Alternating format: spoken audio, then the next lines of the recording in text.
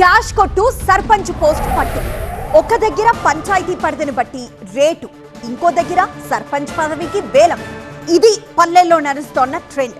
సర్పంచ్ సాబ్ అనిపించుకునేందుకు డబ్బులతో బేరాలు, గ్రామ పెద్దలతో డీలింగ్లు జోరుగా సాగుతున్నాయి. మరికొన్ని చోట్ల బలవంతపు ఏకగ్రీవాలు కూడా జరుగుతున్నాయి. పంచాయతీ ఎన్నికల సందర్భంగా తెలంగాణలోని ప్రతి పల్లెలో ఒకటే చర్చ. సర్పంచ్ సీటు ఎవరికి, ఎంతకు డీల్ కుదిరింది అంటూ చర్చించుకుంటున్నారు.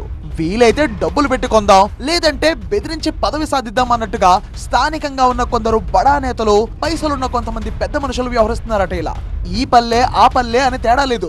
రాష్ట్ర వ్యాప్తంగా అనేక పంచాయతీల్లో ఏకగ్రీవాలపై కోసం జోరుగా రాజకీయం జరుగుతోందట. ఆదిలాబాద్ జిల్లా ఇంద్రవెల్లి, ఉట్నూరు, సిరికొండ మండలాల్లో 10కి పైగా పంచాయతీలు ఏకగ్రీవమయ్యాయి. నిర్మల్ జిల్లా పెంబి, మామడ మండలాల్లో 7 గ్రామ పంచాయతీలు ఏకగ్రీవమయ్యాయి.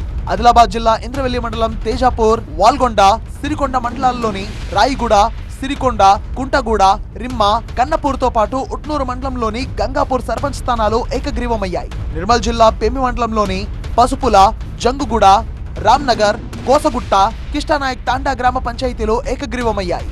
జోగులాంబ గద్వాల్ జిల్లాలో ఏకగ్రీవంపై రాష్ట్ర వ్యాప్తంగా చర్చ జరుగుతోంది. జిల్లాలో సర్పంచ్ స్థానాలకు భలే గిరాకీ వచ్చిందట. పలు గ్రామాల్లో సర్పంచ్ స్థానాలకు అమౌంట్ ఫిక్స్ చేసి మరీ ఏకగ్రీవం చేస్తున్నారట. ఆలయాల అభివృద్ధి పేరుతో గ్రామ పెద్దలు చక్రం తిప్పుతున్నారట.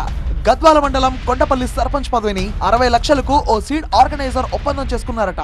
కేటిదొడ్డి మండలం చింతలకుంట సర్పంచ్ అయ్యేందుకు ఓ వ్యక్తి 38 లక్షల రూపాయలకు గ్రామ పెద్దలకు డీల్స్ కుదుర్చుకున్నాడట. గట్టు మండలంలోని గోర్లఖాన్ దొడ్డి సర్పంచ్ స్థానాన్ని వేలంపాటలో 57 లక్షలకు ఒకరు దక్కించుకున్నట్టుగా సమాచారం. ఇదే తరహాలో మరికొన్ని గ్రామాల్లోనూ సర్పంచ్ స్థానాలకు వేలంపాటల నిర్వహణ జరిగినట్టుగా ప్రచారం జరుగుతోంది. ఏకగ్రీవాలపై జరుగుతున్న ప్రచారం, అందుతున్న ఫిర్యాదుల నేపథ్యంలో రాష్ట్ర ఎన్నికల కమిషన్ అప్రమత్తమైంది. బలవంతపు ఏకగ్రీవాలు చేస్తే ఊరుకునేది లేదని హెచ్చరిస్తోంది. పంచాయతీ ఎన్నికల్లో పదవుల వేలం, బలవంతపు విడ్రావల్స్ పై కఠిన చర్యలు తీసుకుంటామని రాష్ట్ర ఎన్నికల సంఘం హెచ్చరించింది. రూల్ నంబర్ 15 దుర్వినియోగం కాకుండా ఉండేందుకు కొన్ని సూచనలు చేసింది. జిల్లాలో ప్రత్యేక మానిటరింగ్ సెల్ ఏర్పాటు చేసింది. ప్రతి విడ్రా సమయంలో అభ్యర్థుల నుంచి 2 డిక్లరేషన్లు తప్పనిసరి చేసింది.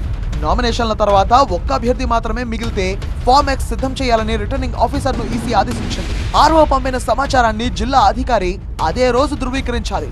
వేలం లేదా బెదిరింపు ఆధారాలు ఉంటే ఫలితాలని తాత్కాలికంగా నిలిపివేయాలని ఈసీ ఆదేశించింది. నిబంధనలు అతిక్రమిస్తే ఎన్నికను రద్దు చేయాలని ఆదేశాలిచ్చింది.